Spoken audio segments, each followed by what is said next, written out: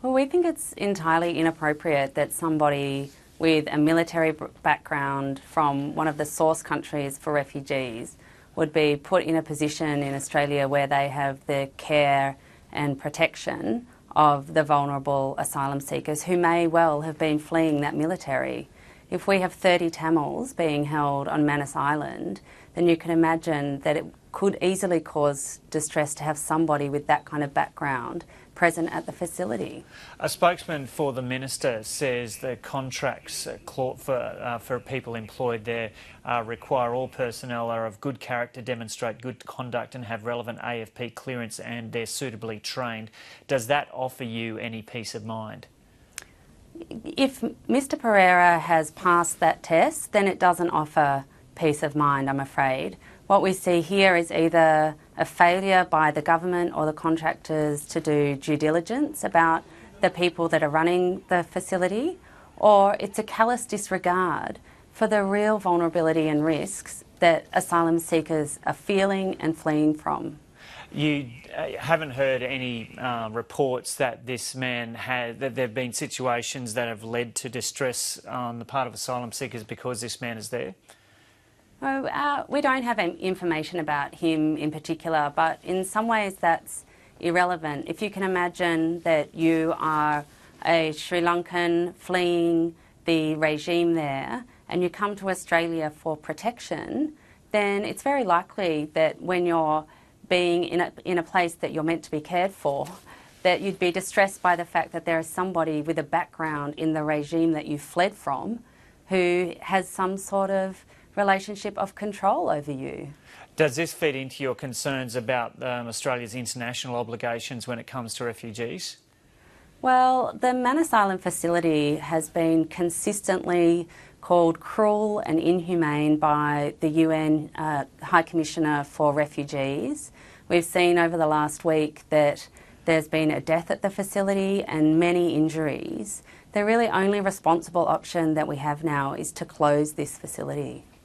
But both the opposition and the government insist that it's an important part of the Australian approach to this issue at the moment, and that lives are being saved because people are not drowning at sea. And you get the impression that this is a better option than hundreds, if not thousands, of people dying at sea.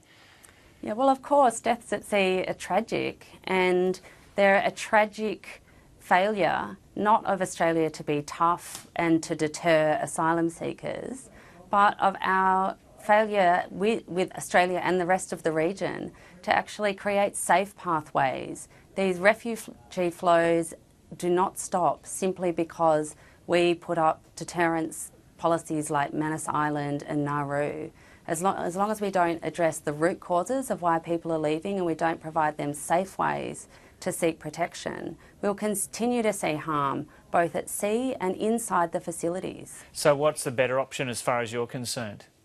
Well, what we need to do is take control of what Australia can control, and that is the Manus Island facility. We've seen that over the last week we can't guarantee the safety of the 1,000 or so detainees in that facility. So Australia needs to bring those people here and process them quickly and fairly and give them the hearing that they deserve about their claim for protection. And more immediately, what should be done in relation to this person who's working there who's a former Sri Lankan military officer? Well, that man is inappropriate for a job at that facility, and we need to make sure, the Minister needs to make sure that there aren't other people being employed by that facility who have similarly inappropriate qualifications.